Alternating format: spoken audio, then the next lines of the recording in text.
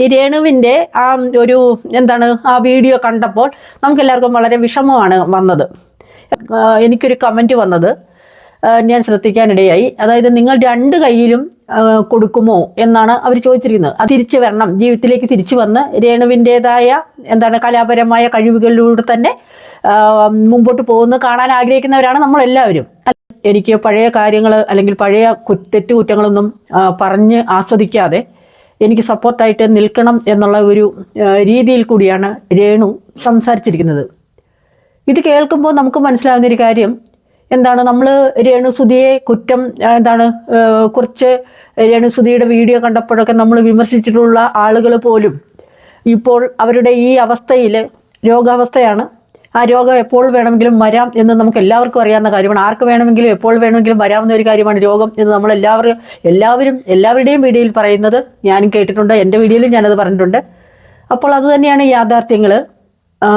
രോഗാവസ്ഥയിലുള്ള രേണുവിനെ support ചെയ്യേണ്ടതും ചേർത്ത് നിർത്തേണ്ടതും ഒക്കെ നമ്മളെല്ലാവരും മനുഷ്യരാണ്.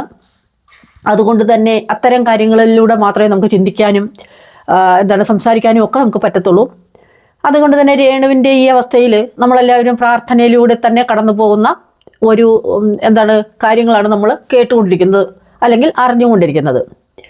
എൻ്റെ വീഡിയോയ്ക്ക് കഴിഞ്ഞ പ്രാവശ്യം ഞാനൊരു വീഡിയോ ഇട്ടപ്പോൾ രേണുവിനെ കുറിച്ചല്ല മറ്റൊരു വീഡിയോയിൽ കൂടെ ഞാൻ കടന്നു പോകുമ്പോൾ എനിക്കൊരു കമൻറ്റ് വന്നത് ഞാൻ ശ്രദ്ധിക്കാനിടയായി. അതായത് നിങ്ങൾ രണ്ട് കൈയിലും കൊടുക്കുമോ എന്നാണ് അവർ ചോദിച്ചിരിക്കുന്നത്. അതിൻ്റെ അർത്ഥം എനിക്ക് മനസ്സിലായത് ഈ രേണുവിൻ്റെ വീഡിയോയ്ക്ക് അതായത് കുറേ വിമർശിക്കുന്ന വീഡിയോ ഇട്ടിട്ടുണ്ട്, അതുപോലെ തന്നെ ചേർത്ത് നിർത്തിക്കൊണ്ടുള്ള വീഡിയോ ഇട്ടിട്ടുണ്ട്. അതുകൊണ്ടായിരിക്കാം അവർ അത് ചോദിച്ചതെന്ന് ഞാൻ മനസ്സിലാക്കുന്നു. നമ്മളെല്ലാവരും മനുഷ്യരാണ്. അതിൻ്റെ ഇപ്പോൾ ആ നെഗറ്റീവ് കമൻറ്റ് പറഞ്ഞ ആളോട് ഞാൻ അതിൻ്റെ ഒരു ഉത്തരം പറയാം. അതായത് ഞാനൊരു എക്സാമ്പിളാണ് പറയുന്നത്, അപ്പോൾ അത് മനസ്സിലാവും. അതായത് ഒരു അധ്യാപകൻ ഒരു കുട്ടിയെ വഴക്ക് പറയുന്നു, ചോദ്യത്തിൻ്റെ ഉത്തരം പറഞ്ഞില്ല അല്ലെങ്കിൽ ഹോംവർക്ക് ചെയ്തില്ല, അങ്ങനെ എന്തെങ്കിലും ഒരു കാര്യത്തിനായിരിക്കും ഈ അധ്യാപകൻ വഴക്ക് പറഞ്ഞത്. പിറ്റേ ദിവസം ആ കുട്ടിയോട് അത് ചോദിക്കുമ്പോൾ ആ കുട്ടി എല്ലാ കാര്യങ്ങളും ചെയ്തുകൊണ്ട് സാറ് പറഞ്ഞ അതേ രീതിയിൽ തന്നെ അത് ചെയ്തിട്ടുണ്ട്. അപ്പോൾ ഈ അധ്യാപകൻ പറയുന്നത്? തലേ ദിവസം വഴക്ക് പറഞ്ഞ അധ്യാപകൻ എന്താണ് ചെയ്യുന്നത്? പിറ്റേ ദിവസം ആ കുട്ടിയെ അഭിനന്ദിക്കുകയാണ് ചെയ്യുന്നത്, അല്ലേ?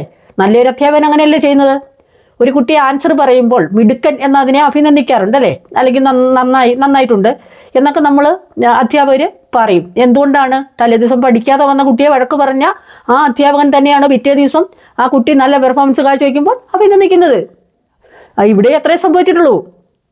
രേണു ചെയ്യരുതാത്ത കാര്യങ്ങൾ ചെയ്തപ്പോൾ അല്ലെങ്കിൽ നമുക്ക് അംഗീകരിക്കാൻ പറ്റാത്ത രീതിയിൽ കൂടിയുള്ള സംസാരങ്ങൾ അല്ലെങ്കിൽ വീഡിയോ ഇതൊക്കെ പ്രചരിപ്പിച്ചപ്പോൾ മാത്രമാണ് നമ്മൾ രേണുവിനെ വിമർശിച്ചത്. അത് നമ്മുടെ അഭിപ്രായങ്ങൾ പറയുവാൻ നമുക്ക് സ്വാതന്ത്ര്യമുണ്ട്. അതുകൊണ്ട് നമ്മൾ പറയേണ്ട കാര്യങ്ങൾ പറയേണ്ട സമയത്ത് പറയേണ്ടവരോട് അറിയിച്ചു കഴിഞ്ഞു. അത് അവിടെ കൊണ്ട് തീർന്നു. രോഗം വന്ന ഒരു രേണുവിനോട് ഇപ്പോൾ നമ്മൾ എന്താണ് ചെയ്യേണ്ടത്? സാഹചര്യമാണ്, അല്ലേ?